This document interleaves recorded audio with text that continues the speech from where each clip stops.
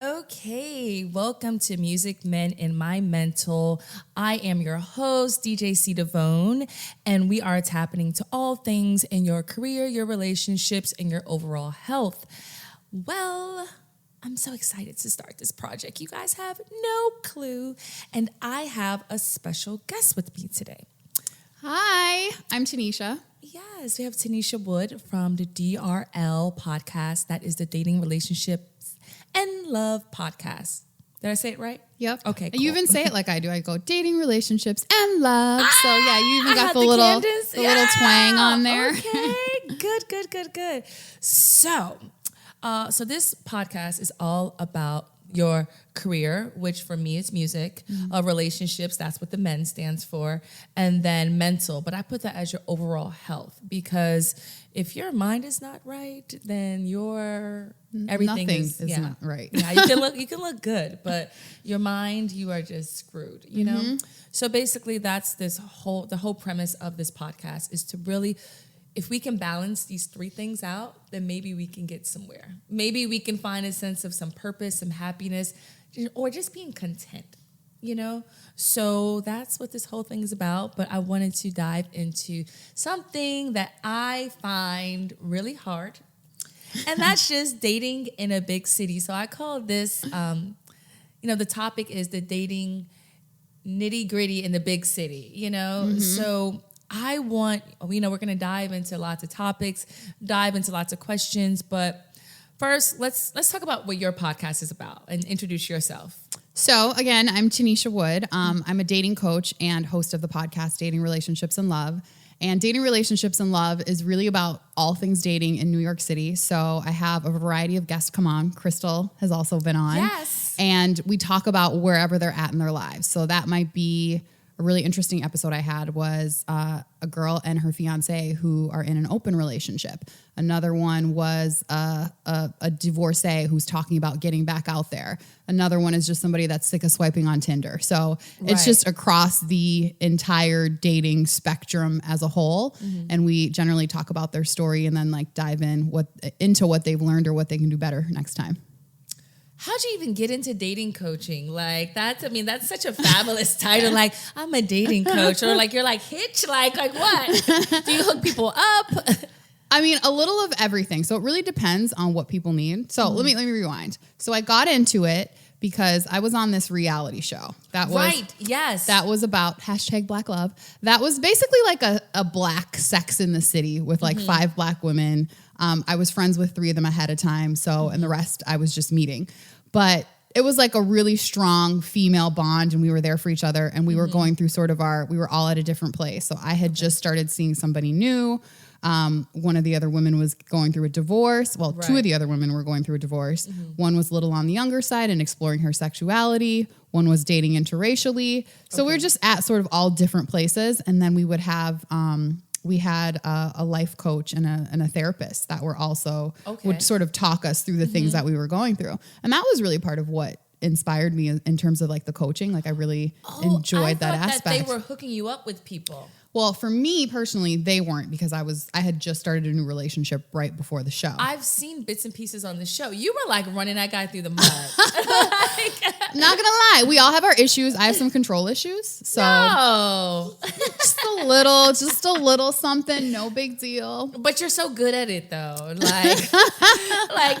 Like a true person of power makes people feel like they are in control and they have a say so. But you're you're the boss. Don't tell my boyfriend that. No. Yes. Okay. So that's how I got into it. And after the show, me and that guy that I was dating on the show broke up, and everybody was like, can you tell us what's going on? What's happening? And I was like, you know what? I'm just going to start a podcast and give you an update on everything. So that, if you had to say why you guys broke up, what would you say? I hate to throw anybody under the bus. Let me just say this though. Everybody plays a role. I love to throw people under the bus. Like so everybody plays a role in the demise of a relationship, right? So it's never just he did this or I did this. So I would say he probably didn't know himself very well or what he wanted. I would say I didn't I wasn't aware of those blind spots that he was having, like that he didn't know. I didn't know that till after the fact. I was like, oh, this came from like you not knowing yourself. And I wasn't observant enough, and probably a little controlling too. That's okay. So we're just diving right into some of let's these get into topics because you said something and it's like not knowing yourself. And I mean, that is so crucial. Like, I don't even know if you should even start dating until you really have a sense of yourself, or at least like, okay, which I'm going to go into some, my points of, this whole podcast is like to walk away with something that you can, use in your daily life. And one of them is like downloading a person, but also downloading yourself. Like this Word document doesn't open with this type of software because, you haven't downloaded it correctly. You haven't downloaded the person to say like, this person doesn't want a relationship. So you know what? Why am I going to keep, being around this person when I really want to be in a relationship? Right. So then you download that person, properly. Oh, they're talkative, or they spend money, or just whatever you have to profile people. You have to do it in your head so you can assess them. They have to do the same for you. But okay, so let's go into like dating 101 and like let's just stick to New York City or a big city. Okay. What would you say? Like, let's just start. If you're saying, you know what, I want to start dating. What is like the first tips that you would say are? Step one, as you briefly touched on, you have to know yourself and what you want, right? So if I don't, and I'm just going out there, I'm throwing spaghetti at the wall. I'm just seeing what lands. It doesn't mean it's something good for me. I'm just like, I'll just see what's out here. And that's not a great idea when you're dating in a big city because there's a lot out there, but is it for you? Like you're essentially wasting your time. If you leave the house and you don't think to yourself, what do I want either in a partner or in a relationship or even out of this date? Like, what are my intentions? What do I hope to leave with? You're kind of already failing at it, right? Ooh. Yeah. Okay. Because truly though, if you set the intention and you let that person know up front, it gives everybody the opportunity to get on the same page. And if they're not, you're not wasting your time. So if I go on a date. If you're scaring someone and you're like, I want to be married in a year. Like, that's kind of pushing them away, making you sound a little crazy. Like, I don't know. Give me like some good intentions. Okay. Well, I wouldn't say it like that, even if that were my intention. I would probably say something like, my goal is to really form a long-term relationship that can lead to marriage and eventually a family or whatever it is that you're looking for. I wouldn't necessarily be like, in 1 year exactly from today, I need to be walking down the aisle. But that would only, if that's your plan and that's your intention and you tell that person and that scares them, guess what? That's not your person. Absolutely. That's not your person. Any man that's like, she was talking about marriage. She want to do this. She want to do that. Well, that's just not your person. And that's okay. Like rejection in dating is 100% okay. If somebody doesn't like what you want. Can you repeat that for the people in the back? Rejection in dating is 100% okay. Right. You're not going to make it work with everybody. And that's just how it is. And it's so funny. And I think as women, we take rejection so personal. It's like, I'm not pretty enough, or I wasn't smart enough, or maybe he likes these type of girls over, brown skin girls with blonde hair. Maybe he likes, dark skin. We start looking into all these different aspects. But the reality is like, it probably was the best thing that happened, like to be rejected from that particular person because they're just not for you, or it just wasn't going to work even a month, 6 months down the line, you know? So I look at it like even like a job, like going into your career. Like you're going to get rejected from some job interviews because like maybe they just didn't like you, or maybe they just didn't feel like you were qualified. But we look at qualifications of like, well, I'm so great, I'm so pretty, I've got all these degrees, I'm fabulous. But no, this wasn't the right fit for you. People got to feel you here. Like you could be perfect. The worst, have you ever been on a date where you went out with somebody who's like, he has this job, he does this, he has this car, he's funny, and everything that you could possibly want in a man, he had, but you just didn't feel it. I was going to say, we may know the person, so. And I was like, wait, we're not naming any names, right? But you just didn't feel it. Right. And you can't account, that's one thing, it's like, you cannot account for chemistry and what the heart wants. So you can't take that personally. Like you can't take it like, what didn't I have? It's just, was that person a fit for you? Did your hearts vibe? Okay, so let's, while we're there, we're jumping ahead of the gun because since I'm a person who likes to date because I like to meet a lot of different personalities, I feel like I dated a lot of people so I can have this show, so I can give advice back to other people to say, listen, girl, I dated this guy for you. Don't do it. Or you know what? This is how you're going to have to move with this particular person. So for me, I'm into horoscopes. I'm a Sagittarius. I need to feel all the feels for me. If it don't feel good, I don't want to do it. Like, no matter what, it's a job, whether it's even going to the gym. I'm like, I hate the gym. Everyone thinks I'm like the fitness person. I like yoga. I like things that make me feel really good. Right. So for instance, when you are feeling good on this date and everything's going well, it's not even about all the qualifications anymore. It just feels good. Exactly. But the person's telling you, like, maybe they're not really into monogamy or marriage, or, you know, it just hasn't really worked for them. They haven't really seen it work. So, you know, maybe one day, but I don't know, you know, but you guys are vibing and it feels good. That's a New York City thing right now. I feel like it's actually an epidemic in New York City. Like, a lot of men are not now believing in relationships and marriage, and it's just so much fun going on that, like, if it feels good and you have all these butterflies and unicorns and you feel it, but a person's telling you up front, how do you deal with that? Because walk away. I would walk away from that. Here's why. Let's say you applied for a job, and you're kind of like, oh my God, I love this job. I've always wanted a job like this. And they tell you, here's what you're going to be doing. And you're like, yeah, these are tasks I love to do. I know how to do. And then they say, but just so you know, there's you can never be promoted. So you'll always be in this position, right? And then you have a choice to make.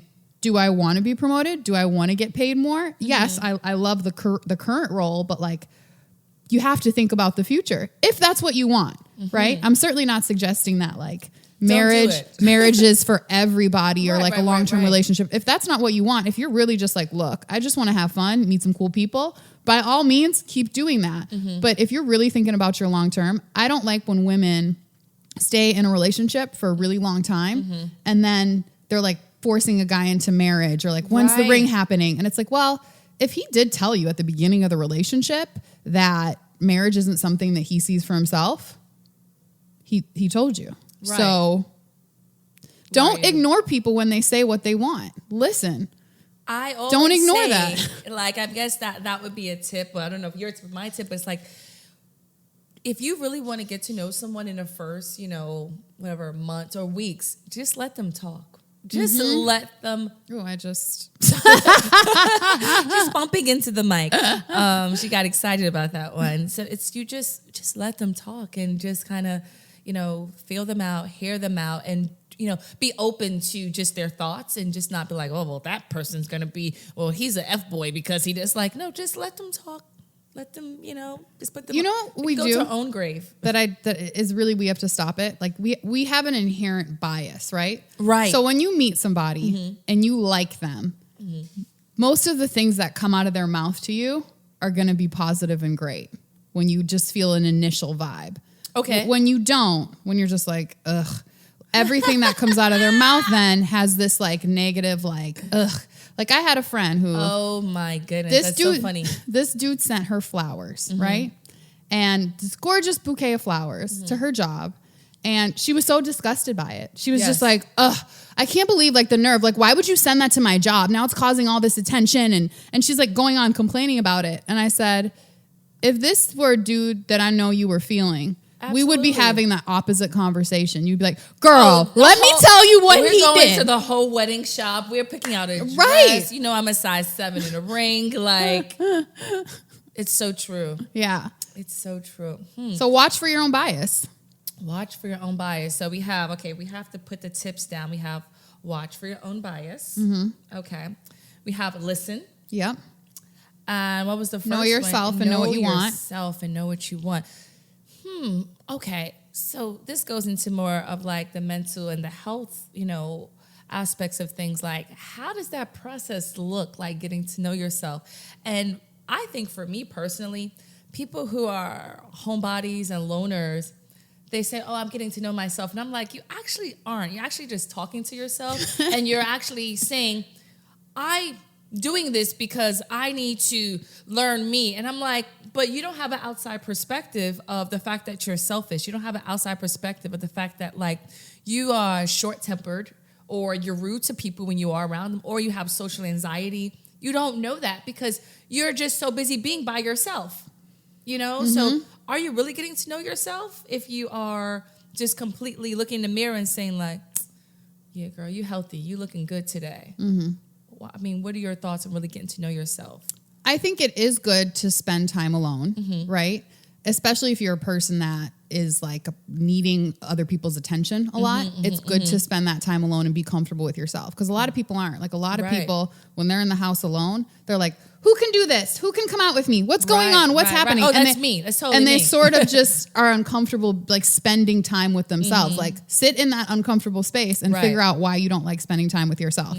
Now, I do agree with what you're saying is like, how are other people viewing you? And how would you know that if you're just kind of alone, right? Right. One of the exercises that I have my clients do is send out a questionnaire to like 3 or 4 close friends and family members and ask, what do you think my best traits are? And what do you think I can improve about myself?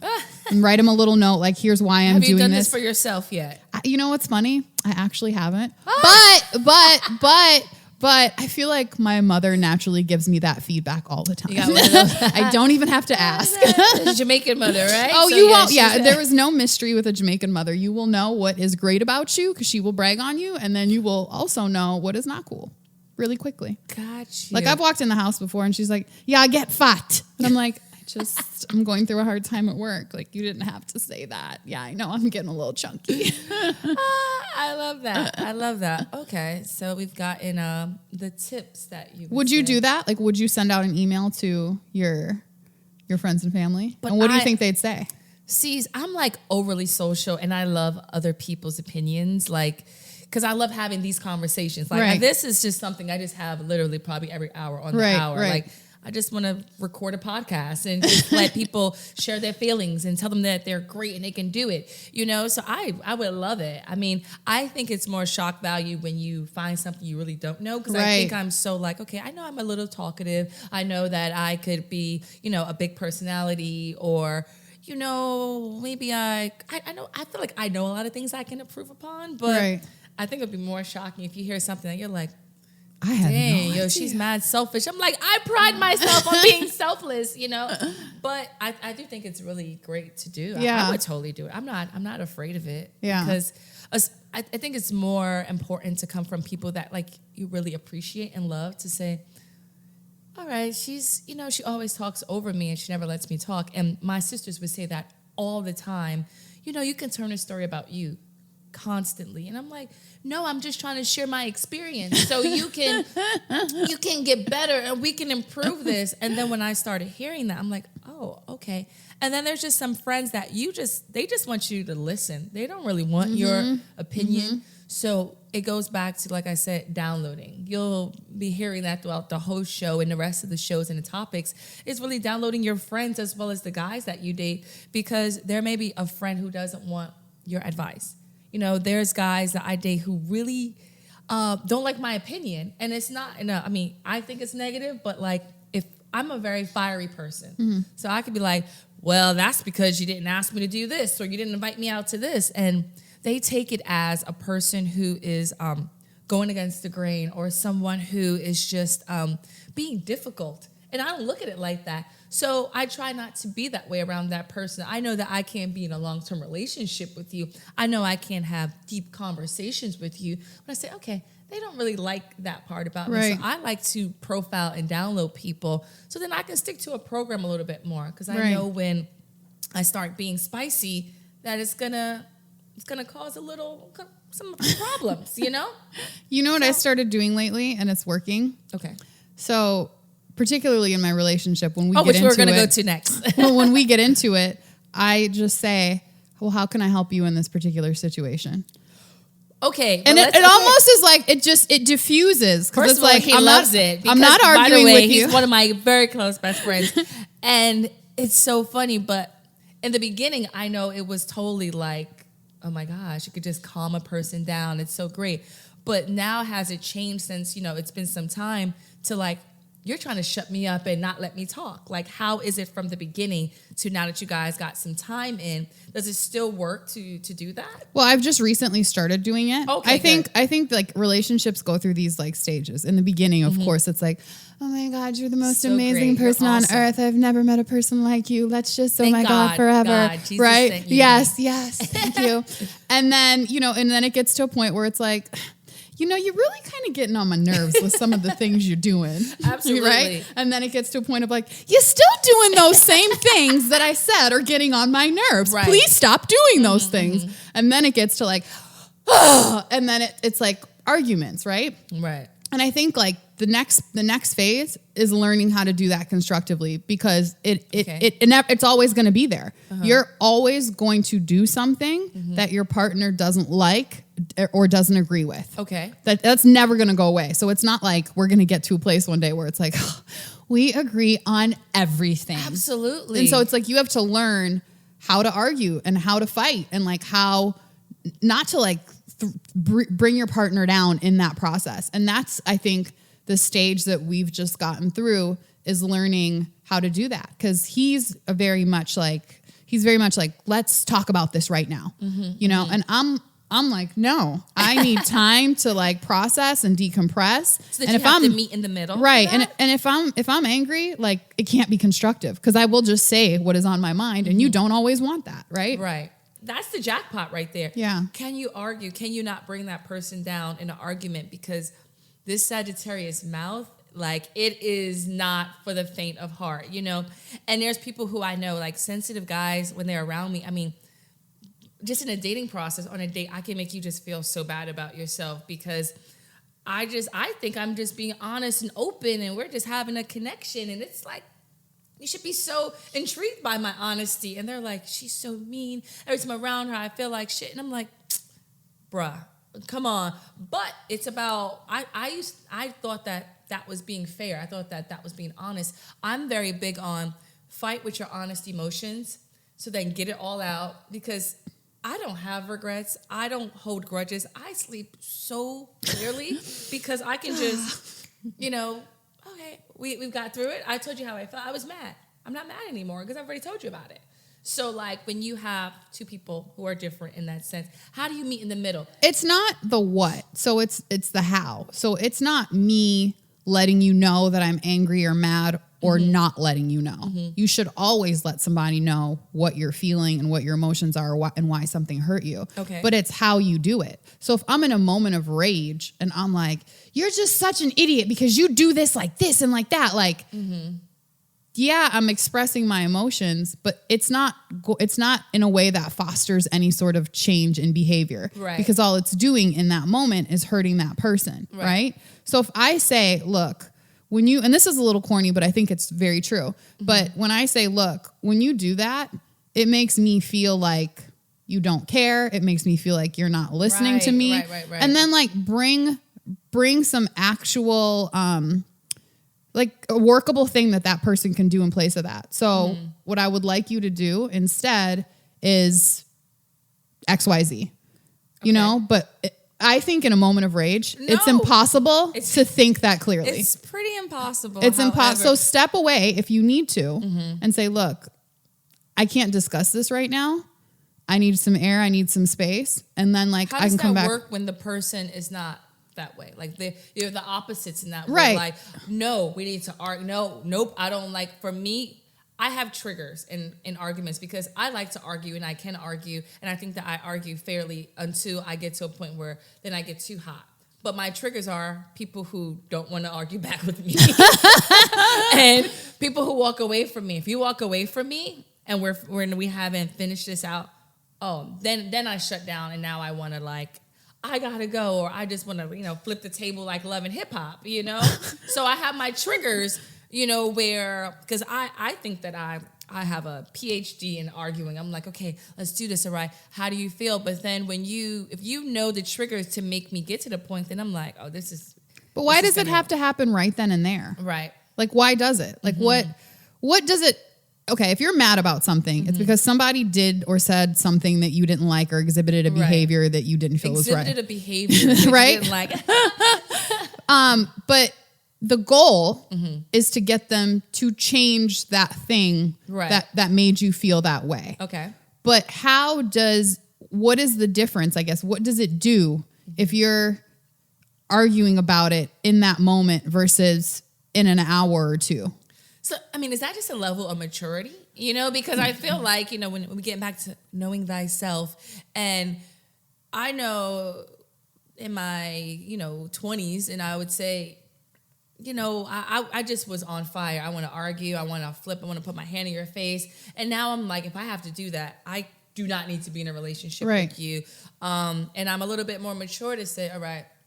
But it also goes to, once I've downloaded that person to say, like, you know, I don't want to hurt their feelings. Like, I'm going to say something probably mean or rude or do something, but I know that I want them in my life for a really long time. So let me not say anything that's going to actually damage that relationship. I'm going to fight and I'm going to argue a little bit more fair, opposed to a person that you're like, I don't give a hell if I never see you again.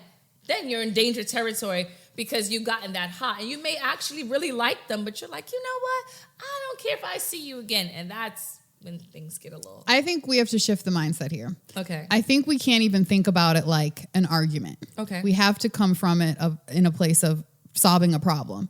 So there is a problem. What is the best way to solve this problem? Okay. And if the best way to solve this problem is walking away from this problem temporarily, well, that's what we need to do. Okay. But I think like sometimes when we think about it in an argument, it's almost like I need to win the argument. Right now. I need to win right now. But not solve the problem, right? And so like, yeah, you can win an argument just by like being louder, by like saying some stuff that knocks that person down, by like getting them to shut up. You know what I'm saying? It's like a match where it's like, I just beat you down. Okay, but like, what's that solving? Here's another question. Like, I remember being in a relationship with a guy who would let me win and be like, you're so right. Like, I know I win. And I would be like, you're not even fighting for it. No, I would feel so at ease. I would be like, thank you. You know, like you see that I'm the smarter person here.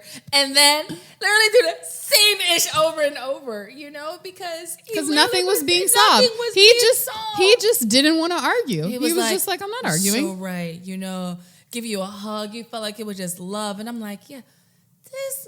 Or do something way worse, and you're like, yeah, I know we spoke about that. I'm working on it. No, you're not. No, you're not, sir.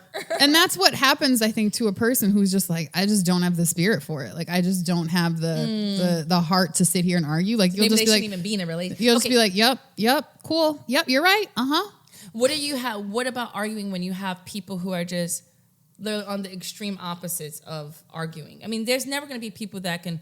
Okay, we're both going to walk away. Problem solving. On the extreme ends of problem solving. Right. No. Is that your question here? Yeah. How do you solve problems? I throw tables like I'm in Love and Hip Hop. Or I like to call Dr. So-and-so and have us, I feel like that's it, when we get to the dating 101 on your first date, is it fair to be like, how do you argue? Yeah, it is. Like, how do you problem solve? Like, what do you do when there's an issue in a relationship? And I also like to ask about previous relationships, right? So I'll say, what happened? Oh, you said you were in a relationship a year ago. Like, what happened there? How long were you guys together? Because that gives me hints as to who a person is. Some people say they don't like to know that. They're like, well, it's me. I'm getting a fresh start. And I'm like, I think it's patterns. I'm not saying you should necessarily use it to judge somebody in a harsh way. But like you can tell something about a person based on how they handle a situation. Oh yeah.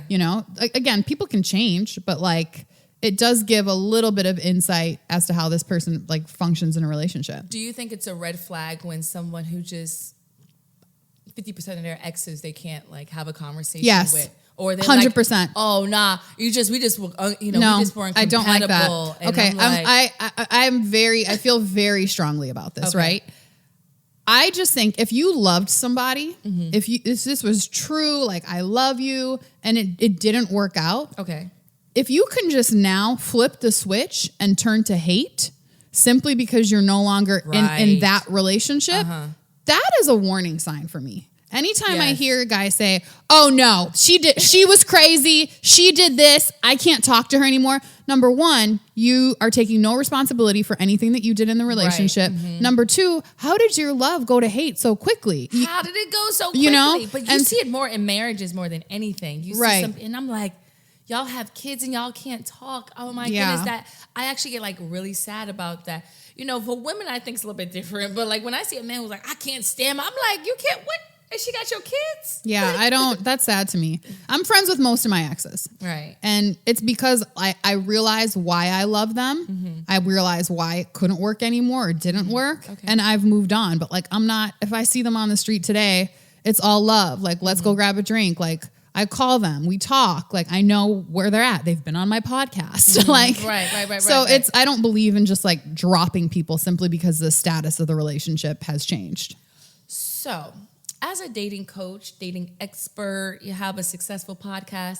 Can you be single and talk about like dating? Oh, yeah. I was single for a very long time while I had my podcast. But were you on the search for love? Or I was. Like, I went out on many a dates. Mm-hmm. And that's why I could talk so openly about it, because I was seeing what was out there. And it was scary in some ways, because I was like, what is happening to dating? Like, what is going on? So with another point, and I'm a big believer on this too, is like go on many dates. Yeah. You know, if you think you want to start dating or you want to settle down, like go on as many dates as possible. Don't sleep with everybody. Just go on a lot of different dates.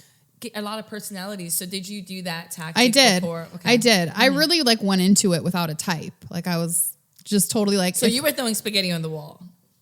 I knew what I wanted, but I didn't want to place a type on that. Okay, so I knew it was a man of no face. Right. So I knew that, you know, I wanted a guy who was like family oriented and very loyal and like very honest and very open, but he could look many different ways. Okay. You know, so that part wasn't necessarily. So when he qualifies, because again, that's you got to recognize your own bias. You do. Because all of a sudden it's like, oh my God, this guy is 6'3". And other things stop mattering. Right. So he I was hasn't just seen his kids in the whole 6 months. And right. You're like, it's because he's busy. No, it's because he's a deadbeat. He's dad. busy being 6'3". Right. So I recognize my own bias in that. Okay. Like if I think a guy is like very attractive, then it's like, well, other things may not matter.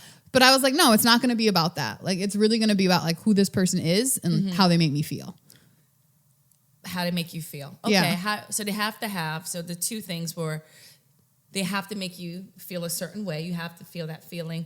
And then also they have to have some of your, would you say the qualifiers or profile or what? Or just some very simple qualities. Okay. There's a couple. Because qualifiers and qualities are kind of different. Like he has to be very successful, could be a qualification, or he has to be very family oriented. And if those, you know, if one is not there, is that okay? The big ones for me were having a relationship with their family, because I had been on one too many dates where I heard a guy say, yeah, I don't talk to my dad. I don't talk to my mom. I don't.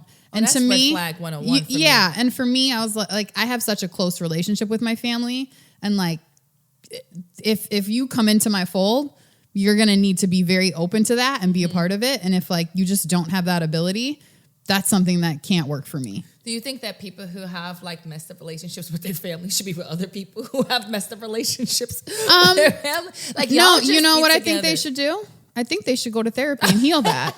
No, seriously. Just go to therapy. That's a big thing. I mean, I tell everybody that, like, everybody should go to therapy. Like, don't think it's like, well, you know, I don't have any daddy or mommy issues, so I'm good. I think everybody has something, some sort of trauma that they walk around with. And then when you get into a relationship, it's going to come back up. It just is. There is no way it will stay buried. And so before getting in a relationship, like while you're dating, it's probably like if you're just going out on dates, that's a good time to like be in therapy and like really like figure out like what are my triggers, what are my traumas, and how are they showing up in my life today and affecting what I'm doing now. But also your therapist would be the first person to say, well, it seems like you're dating the same guy again, because if you come back the next week, if you're going like actively and saying, oh, well, you know, it seems like you like guys who, you know, are not successful, or you like guys who are overly successful and are emotionally unstable. Right. You know, they could start, you're not looking at it like that. You're like, no, I just like really nice finance guys, and we have the best things, but they're like, no. And the other thing is what you want versus what you're attracting. Because I hear like a lot of my clients will say, I just want a guy who's like very simple, very nice, very kind-hearted, very caring. And then they end up going out with guys that are just sort of about themselves and are just douchebags. And it's like, well, if this is what you want, why are you attracting that? Like, what are you putting out there that says, I like and want this type of energy? Because it is something that we're putting out there. But then it goes back to the feel. And that's the problem. I think when we crack the code of having, the qualities and then that feel attached to it together, it's like, whew, yes. And then we have to go to the whole next phase of acceptance and rejection. Mm-hmm. And then it becomes like, it's like a formula at the end of the day. Yeah. So most of the times you go for, it just feels so good, but he's like, he ain't got it together, but I just feel so good about him, versus he has it so together, but I just don't feel that good about him. So, okay, now we've cracked the code. We've been on 100 dates and we finally find someone that has some decent qualities and it feels good. Okay. Now, so that's where you kind of went from what you were doing, just going on all these dates and just, And actually, I met my boyfriend when I just sort of stopped. That's what I remember. Yeah, like, I didn't meet him on a date. I just had, at the point, he had basically slid into my DM at the point that I met him. And when he slid into I was so there for this whole thing, which is hilarious.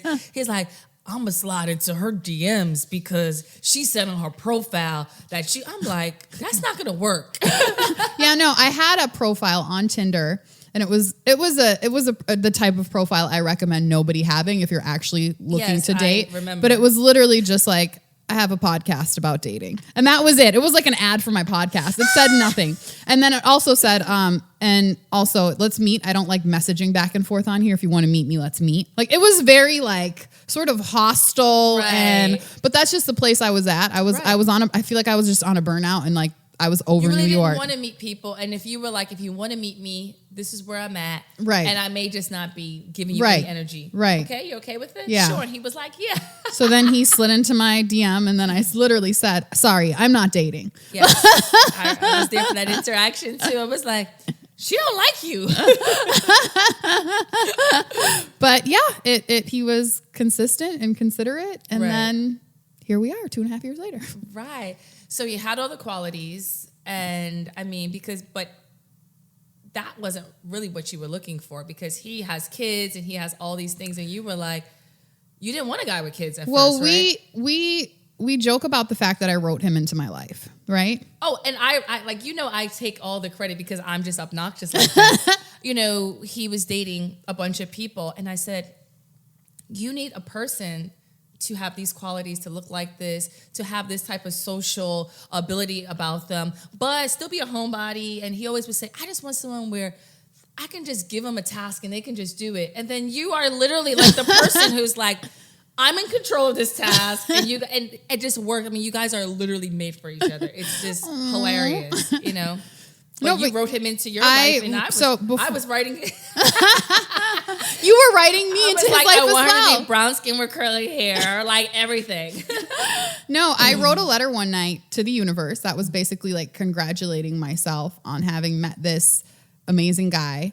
And I got the idea because this girl... So you were doing The Secret, okay. This girl came on my podcast, and she told me, she was like, yeah, so right before I met my boyfriend, and she said, this always stuck with me, and she said the letter I wrote was for the first time, not about the 6-pack, the 6 foot, or the 6-figure. Mm-hmm. It was really about what I wanted this person to make me feel. Mm-hmm. And it was almost like I went home that night and I like wrote it, and I didn't even... It was like, have you ever felt like you were writing or doing something and you weren't doing it? Like, it was just like my hands. The outer body experience. Yeah, no, right? Like my hands were on the keyboard, and then I just wrote it, emailed it to myself, and then I didn't think about it again. Okay.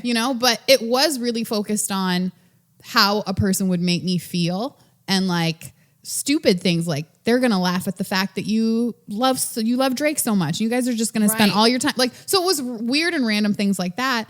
And so when we finally did get to know each other in like a deeper way, he started saying a lot of these things that were like in my letter. And I was like, did he hack my email? Like, how did he know that? Email, right. And so that. Has he ever seen this letter is the better question. Yeah, he's seen it now. I read it to him that night. Was he like crying? Or you guys yeah, he was like, that's exactly how I feel. And then the next day, I was like, we go together. And he's like, we've been going together. And then that was the end of that. Like, it was we go together. No, I'm not controlling at all, but just so you know, we go together now. I'm telling you. I tell everyone we go together, and they're like, no. We go together. No, we don't. No. I didn't agree to that. I love that. Yeah. How long has it been now? 2.5 years. Shoot. Yeah. I've been on 1 year in my head, and it's 2.5 years. Yeah. No, it flew crazy fast. That's great. Yeah. I love that. So you took some of your own advice? Yeah. And I had to, like you said, get rid of some of my own biases because, one of the first things he told me when I met him was that he had kids. Right. And so immediately when he told me that, I was like, okay, seems like he'd be a really great friend. Like, that was my immediate reaction. But here's the thing. Here's the thing that's hilarious. You wanted someone to be family oriented, but you wanted a man to have no kids. And now, you're like the best person to these kids. Like, they listen to you. They love you. They go by your rules. And now the little one, she's just the boss in training. Like, me and her have a whole beef. Like, every time we see each other, we square up. But she's like a little mini version of you. It's hilarious. She's like my bestie. We get each other on a mental level. Like, we have like stare downs, but then we always come back together. And her, I live for the stare down with this little. She's so cute, but it's just so funny because you probably never imagined like. Never. I never imagined like, playing a stepmom role right. And I'm not going to lie, like it has its challenges and it's hard sometimes, but they've taught me so much and like they've shown me like more about who I am in good ways and in bad ways, you know? And like I needed that. And it was so funny the other day. I hadn't seen them in a while. I've been like moving around a lot. There's been a lot of things happening lately. And so I hadn't seen them in a while. And then I saw them and hung out with them for the weekend. And I just like, it brought my soul so much. Like I didn't even realize, like I seriously was like, didn't even realize like how much I miss them and like how much like joy it would give me. Oh my gosh, and don't cry. I have eyeliner on sometimes with my nieces, Yeah, like kids will bring you back to reality. Oh my God, yeah. And so then when they left, like I just got really sad. And I was just like, I think I called you guys and you were like saying, I was like, I'm sad. The kids are leaving. Yeah. And then so like I texted their mom and I was just like, I just want to say thank you because like, oh my goodness, they're so amazing. And I didn't realize how much I needed them. And that thank you was really like a thank you to her because like she created these people, you know what I mean? And without her, they wouldn't be these people that they are. And I don't think I often think about it in that way. And it like hit me that day where I was like, this is like because of her. I mean, and him. But it was why it's important to have relationships with people that you have kids with. Right. So yeah, it's been great. Not something I expected, not something I wanted going in, but something that I'm glad I have now. Oh wow, that was a whole word, but they are pretty amazing kids. Yeah, I can imagine. Thank God. That. Yeah, no, they're pretty amazing and they're beautiful on top of that, and they're just good.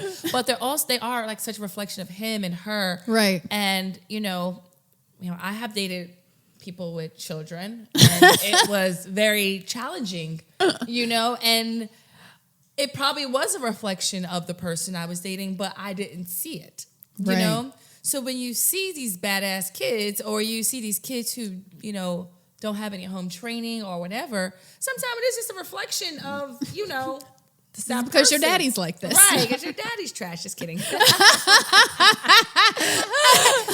kidding. So what's next for the podcast? I am right now on season 3. Okay. And always looking for guests with interesting stories. So if any of you out there have an interesting dating story or lesson that you'd like to share, would love to hear your story. Coaching here in New York and abroad. So I don't just have clients here in New York, but all over the US. So please, if you have any questions about dating, about anything from profiles to just what you should be looking for to getting to know yourself better, please reach out. All right. So what we didn't say, do you think you can really find love in New York City right now? I mean, I think we're in an interesting climate, I would say. I do think so. Okay. I do think so. I think the number one key is 100% being your authentic self. Oh, right? Amen. Hallelujah. Mm-hmm. You don't show up as the person you think you should be. Right. Because somebody will then fall in love with the you that you think you should be, and and not the you that you are. Then you're going to have a total argument, like the first time they see who you are. Yeah, be 100% yourself. Mm-hmm. Be upfront about your needs, and compliment people when they're giving you those things, and don't be afraid to correct them when they're not. Okay. Ooh, that's a good one. And just to dive into your podcast just really quickly, give me like some of the wildest stories that you've probably had. I mean, I've listened to it, and I know I've even helped bring some guests on the show. Yes. And what would you say is like your most memorable show? Favorite one of this season, and probably overall, is the girl that you introduced me to, who came on and talked about her open relationship. One, I just think she's like the most mature person that absolutely that I've probably ever met, and I like enjoy her spirit for that reason. Like she's just evolved in my mind. I'm like, she's not focused on the petty at all, and she's just like thinking bigger picture. But yeah, her and her fiance were in I believe they've been together now for like 6 years or so, but for about half their relationship they've been open, and now they both have other partners. Yeah, so I think they've each been seeing their respective partners for like over a year. And so that takes a lot of like courage. It takes a lot of guts. It takes a lot of understanding. Like it takes a lot of letting go of the things that you think are the key elements of a relationship, right? Okay. I think what we think is what makes a relationship in most people's mind, it's like, that's my boyfriend. That's my husband. That's my daughter. That's my. And her perspective on it is like, we don't own anybody. I don't own you because, I'm your girlfriend. You don't own him because he's your boyfriend. Like, there's no ownership here. Like, we choose to be where we are with who we choose to be there with. And so you don't have to own people for that. People are free to love other people. Okay. And like, not if you date me. However, just kidding. It makes sense. And I love that perspective. And I've thought about it a lot since she came on. Just the idea of the ownership that we have over people, and just even the terms we use and how we perpetuate that and how we treat them. You know, you're my. Why did you look at that girl? You're my boyfriend. Like we almost like take the humanness out of people because now they're ours. Like, now that you're mine, I'm going to put you in this box, and I'm going to make these rules around who you need to be because now you're mine. But it's also even more rules being in an open relationship. I mean, there's a ton of rules that you guys have to have. It's not just running amok and just being like, oh, I went on a date. You have to have like some severe rules. Well, I'm sure, from what she said, it takes a lot of trust and a lot of honesty. You have to trust that this person is doing what is in the bounds of whatever you guys have decided. Like it takes that trust and it takes that communication. And yeah, but I loved her perspective. My other favorite episode is, so I had, right before I met Chris, I had traveled a bunch and took a break from the podcast and just like cleared my mind. I was like I said, I was at a point, my Tinder profile was like, I'm not here to, I have a podcast. Jade. It's funny. That was one of the questions I forgot to ask, but yeah, you got to the Jade. I mean, I think that's got part to of the place where, I was jaded with dating. I was jaded with New York. I was jaded with my career at the time. And I just was like, I'm going away. I'm booking flights and I'm going away. That happens in that this is what this topic is about. Like, the nitty gritty of dating in this city is like, that's a phase that you probably will go through, and you have to get over it in order to get back out there and have a fresh start. Yeah. And so I just, I left for a while, and then, that's when I met Chris, actually, like right before I left. And yeah, you knew who you were. But anyway, my point was, you got it. Got together. Okay, cool. My point was, my favorite episode is when I came back and just talked about why I had left and like the lessons I learned. And then Chris came on and, just sort of like we shared our story, and we were still very new at that point, but shared our story. And but you guys were in a relationship. We were in a, time. Oh yeah, we were that in a was relationship. the first, that was the first like kickoff. Yeah. I've had some really like great people on. Like, I feel like I learned so much from my guests. Oh, I bet. just hearing, because you'll hear people say something and it's like you're guilty of it. Like people will be like, and I was just so controlling and blah, blah, blah. And I was like, and then what'd you do, girl? Like, okay, can you just quickly dive into like the 21-day rule that you guys have? Yes. It is the most amazing thing ever. Please explain this. So early on in the relationship, like Chris and I were like, I think bickering about something and he said, you know, because like, remember what I said earlier when I said, and don't be afraid to call people on when they're not doing the things that you think they need to do. Right. So I'm a very frequent, like, if you do something right now I like, I'll tell you. But if you do something 2 minutes from now I don't like, I will also tell you. And so, especially being new in a relationship, I felt like that was important just to like be very vocal, right? And so he did something, I don't even remember what it was, and I was just like, I don't really like that because the way that makes me feel is. And he was like, you can't. I just want to be a fly in the wall. You know, babe, thanks. He looks like, you know what? That makes me feel a little uncomfortable and I'm triggered. And he's like, I bet you can't go like 21 days without bringing something up. And I was like, yeah, of course I can. And he was like, no, you can't.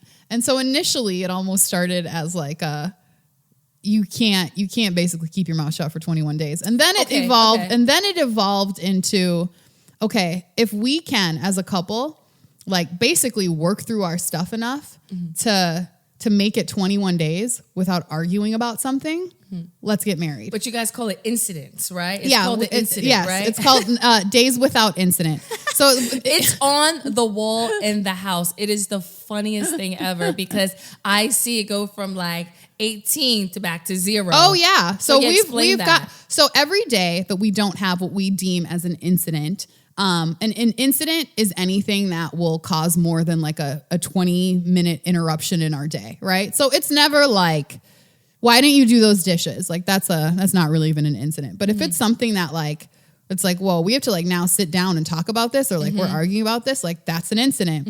And so we've been at like 20 before. And then it's like something happens and we go right back down to 0. And so it took us a good year and a half, believe it or not. And we had to be very honest with ourselves because there were some times where we'd be like at 18 and I'd be like, I'm so mad right now. I don't want to bring up that, but you know what? Like, and then we go right back down to 0. But we've made it past the 21 days. So we're now marriage eligible. So that was the whole thing. It was 21 days without incident, arguing fairly, you know, being able to get through, you know, this constructive, criticism without, you know, causing these huge, you know. And it taught us so much. Oh, I can imagine. I mean, because we realized we were arguing about like the same 3 things all the time. So it was after a while, we like ran out of new arguments. It was just going back to like these 2 or 3 core things that we just couldn't come to agreement on. Okay. And to be honest, like 2 of those things are still really like, okay, I don't necessarily agree with you, but I think now being so aware of them that like it doesn't cause as much of an issue. Do we still agree? No. Okay. But we understand, like, you have your point of view, I have mine, and we don't need to delve into that every single day. So, I mean, I highly recommend this. I don't know if you recommend this, but it sounds like, you know, a 21 days without incident in order for you to be eligible for marriage. Like, that is, I think everyone should do that, you know, because people don't play fair. When crisis hits, how are you going to react? Like, that is important. Oh, I mean, the qualities, the feel, like we got past that. Whew, which that's the hard part, you know. But now we have to learn how to interact with one another, and you know, we're born with different DNA. Yeah, and we're just not going to agree with everything. So how do you play fairly? And I think my most successful relationships is that we knew how to argue. We never wanted to get to a point where, like, I would never say anything to make you feel less of a man, less of a person, or just hurt your feelings. Right. I can say, like, shut the fuck up. But, like, you actually knew that's how I talk. Right. I wasn't you weren't calling me a bitch. I wasn't calling you a bitch. You know, we were just like, that's some bitch ass move. But then there's people who are so are you calling me a bitch? You calling it no. It's not like it's not that. like that, but they have to understand that about you. You know, so I love this 21 days. You guys are gonna write a book about this, huh? Yes, we are. I'm not gonna say the title yet, but okay. it'll be out. It'll be out soon. What's this 2019? Let's say middle of 2020. Okay. We'll make that the goal. Manifestation. Okay. Yes, middle of 2020. So let's go into, you know, at the end of every show, I'm going to go into, you know, how you feel about your career, how you feel about your relationships, how you feel about your overall health, your mental, how you feeling, do you have a cold, do you feel like depressed, whatever. So today we're going to do Kanye faces. I don't have the Kanye faces, but whatever. Maybe we'll put them in the screen. So let's go into your career. What Kanye face would you give yourself for that? What's the happy one? The happy one? Okay. Good. I recently left a job that really was not fulfilling to me in a lot of ways. So really, as of about a week ago, I'm like, yes. Yeah. Yeah, it's so good. And let's go into, since the relationships are last with you, let's go into your overall mental and your health. What are you doing to really take care of your mental, your mind, your body? So my body, nothing right now. No, it looks great, by the way. You walked in, I was like, yes. Oh my gosh. No, there is something about New York, I will say, that makes it hard to have a balanced lifestyle in that way. You know what I mean? Like there's always something going on here. You know, you're always moving. You can actually just going to the train station. I'm like, man, I had to have burned 500 calories just going up those staircases. For me, it's just always like, yeah, I'll plan to cook a meal at home, but then somebody's like, oh, I'm having this thing, come out. And then I come out, and then, so it's just, I find it being back here a little bit harder to maintain sort of a healthy physical lifestyle. I think I just need to like get back into my rhythm. So I'd probably be on like the Kanye face in that one. Mentally, I feel good. Like I said, I recently just had a shift in career, and when that wasn't right, it felt like all of these things weren't right. It's the trifecta. You know? It felt That's like what they this just show is about. And so now that is in line, I feel good on most fronts. And your relationship, I feel really great about that. I'm about to say you. That's the happy on Kanye. Record. You better be. That's the happy Kanye I face. I feel great. I hate him. You know what's funny? Do you remember on Sex and the City? They would always say, I love Sex and the City. In New York, you'll never have a job and an apartment and a man you like at the same time. It's the trifecta. And it's so, I find that to be so true. Like in New York, it's like, the thing I don't like right now is like my apartment. Like, I truly believe that. I also say like, the apartment, the job, and the guy, like you. And I'm just like, I just want to get to the place where all three. That's where you feel like you're like an adult. I think that's where you feel like I'm an adult. But I use this trifecta because I'm like, okay, no matter what, if you're not really feeling good about yourself, you could be in this great relationship and a guy could be pouring into you and saying how amazing and how beautiful you are. Right. But if you do not feel that way about yourself, you're going to have some challenges. Yep. Or you may be so insecure, like, why is he talking to me? Why is he, So, you got to balance these things out. So that's good. Yay! Yeah, so I feel good. So where can we find you? Yes, I am on Instagram, Twitter, and Facebook at Tennesha Wood, TenneshaWood. And you can also catch my podcast, DRLpodcast.com. So I'm always looking for new guests. And if you'd possibly like to be a client, email me as well. So yeah, that's me. Yay. Well, thanks for tuning in to the Music Men in My Mental podcast. So excited to have you. Thank you. Make sure you like, subscribe, follow me, follow the podcast. And we're just balancing this shit out one day at a time. Thank you, Crystal. Right. This was fun. Yay. Thanks.